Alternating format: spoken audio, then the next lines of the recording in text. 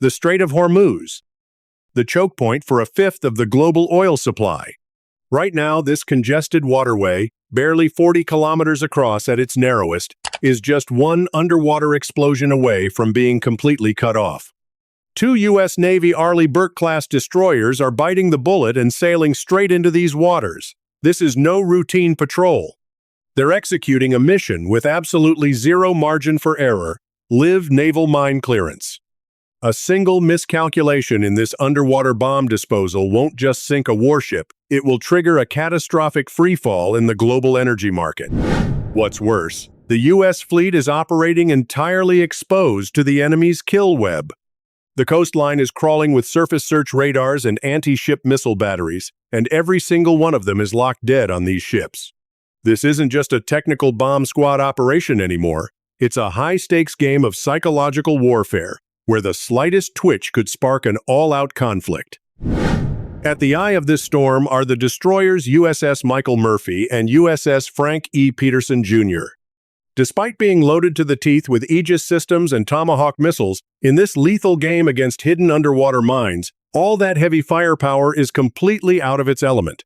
Because these steel behemoths aren't here to sweep mines, their one and only job is to provide perimeter security and covering fire.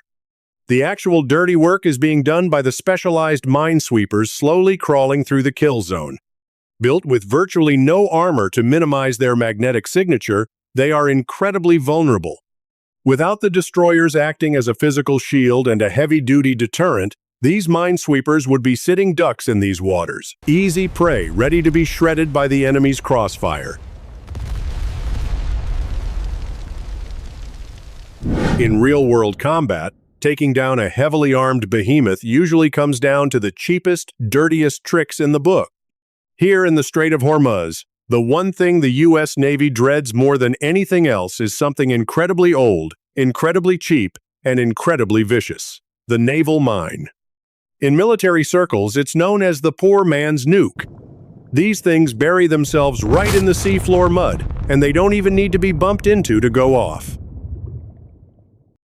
Their onboard sensors are fine-tuned to pick up the exact acoustic signature of an American propeller, the shift in water pressure, and the magnetic distortion caused by the steel hull.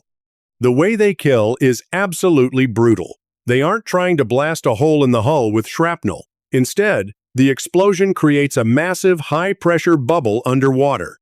That bubble violently heaves a multi-thousand-ton warship straight up out of the water. Then, the bubble collapses. Stripped of all buoyancy, the massive ship violently slams back down.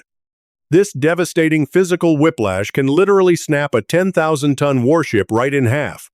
Trading a smart mine worth a few tens of thousands of dollars for a $2 billion Aegis destroyer, that is a kill-to-loss ratio no blue water navy on Earth can stomach. Once you grasp the sheer lethal power of these mines, you realize just how backed into a corner the U.S. fleet really is right now.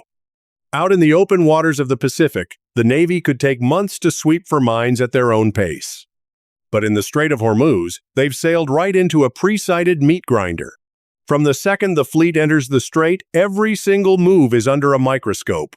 Coastal radar arrays have them constantly painted. Surveillance drones circle overhead 24/7, and the waters are swarming with fast attack crafts armed with rockets. The Americans aren't navigating the open ocean. They've sailed directly into a designated kill zone. Every time they throttle down, every time they drop a probe, they are sitting completely exposed within the enemy's firing range. This kind of environment radically mutates the nature of a mine-clearing op. A single misjudgment by a radar operator, an accidental weapon discharge, or even miscalculating the blast radius of a detonated mine, any of these could be the spark that ignites an all-out regional war. It demands frontline commanders who don't just have elite tactical chops, but the ironclad political discipline to hold their fire. Under the enemy's kill web, the U.S. Navy has to clear the shipping lane as fast as humanly possible. But modern mine clearing is essentially an underwater surgery. With zero room for error, you simply cannot rush it. The Navy currently relies on two main systems to get the job done. First up are the UUVs, unmanned underwater vehicles. These drone subs use high-res sonar to sweep the jagged seafloor inch by inch. Once they spot a suspected mine, they creep up, plant a C4 charge, and blow it in place. It's surgical and keeps sailors out of harm's way. The fatal flaw? It is painfully slow. For every single mine they neutralize, the entire fleet has to sit exposed in the danger zone for hours. To speed up the clock, the Navy deploys its second option, the MH-53EC Dragon helicopter. This heavy-lift chopper hovers right above the waves, dragging massive mine-sweeping sleds through the water.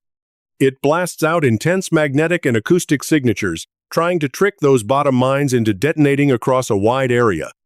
But modern smart mines have upgraded their counter tactics too. They can be programmed with a ship counter mode. They'll literally ignore the first two helicopters or minesweepers that pass by, waiting specifically to blow up the high-value destroyer trailing behind. Throw in rough weather, unpredictable ocean currents, and chaotic seafloor terrain, and the chopper's sweeping signals get severely muffled. This creates a grim reality. Even if those choppers plow through the area 3 times over, no commander on Earth dare guarantee the channel is 100% clean. For every supertanker that sails through afterward, it's still a game of Russian roulette. Make no mistake, this mine-clearing op is anything but a simple military mission. The U.S. Navy isn't risking its capital ships being crippled or sparking a regional war just to act as a traffic cop for oil tankers. Forcing their way into the Strait of Hormuz is a geopolitical flex broadcasted live to the world.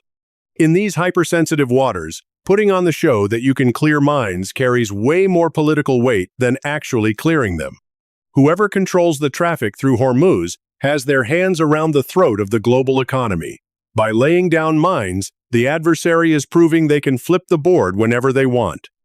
It's their ultimate leverage to smash through sanctions and stack the deck at the negotiating table. And Washington has to bite the bullet and call the bluff. If the U.S. fleet backs down or gets chased off by a few submerged bombs, their entire alliance network in the Middle East will completely collapse. That wouldn't just be the death of their military deterrence. It would strike at the very foundation of America's global hegemony. Meanwhile, heavyweights like the UK and France are watching closely from the sidelines. How and when they jump into the fray depends entirely on how the geopolitical pie gets sliced up in this crisis. Right now, the task force of destroyers and minesweepers is still slowly pushing through the treacherous currents of the Persian Gulf. Below them are lethal weapons that can snap a keel in half. Around them is the suffocating surveillance of rival forces. And at the highest level of this poker game, politicians are coldly calculating their payouts. The bomb-diffusing tech is just window dressing. What's really driving this situation is the raw, naked law of the jungle. Sitting on a powder keg that could blow at any second, the tech doesn't matter anymore. Every player involved is white-knuckling it, just waiting to see who cracks first and shows weakness.